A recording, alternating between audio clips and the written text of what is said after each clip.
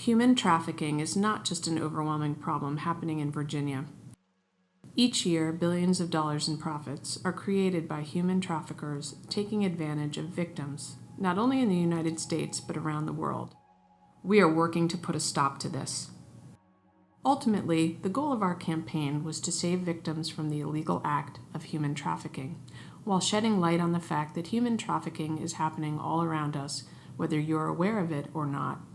In order to raise awareness of the situation, 3 main target audiences were identified by the Virginia Office of the Attorney General. 1.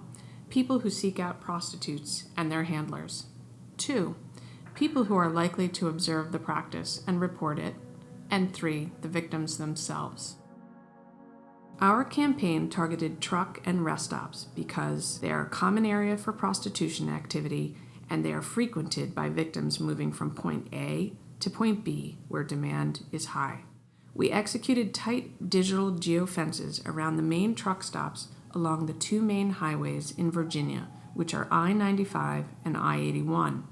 This targeting tactic allowed us to reach those people seeking out prostitutes, including both those looking for paid services and the handlers of victims, the victims themselves, and travelers and truckers who might observe this behavior. The victims themselves were also reached across their mobile phones when they were dropped at these geo-targeted locations. Depending upon the language setting on their phones, the victims would receive messages in English, Spanish, Vietnamese, and Korean.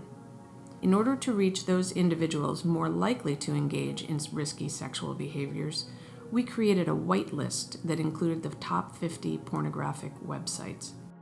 This brought awareness to the fact that human trafficking is a real problem and one that someone could observe without even realizing. The original budget was approximately $55,000 and distributed over a 3-month span of time.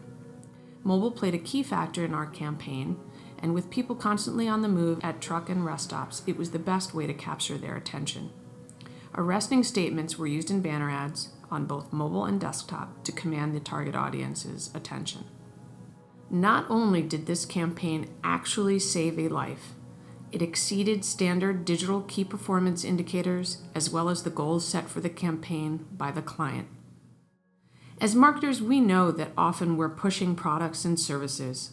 So when facing late nights and looming deadlines, we're often fond of the phrase, "We're not saving lives here."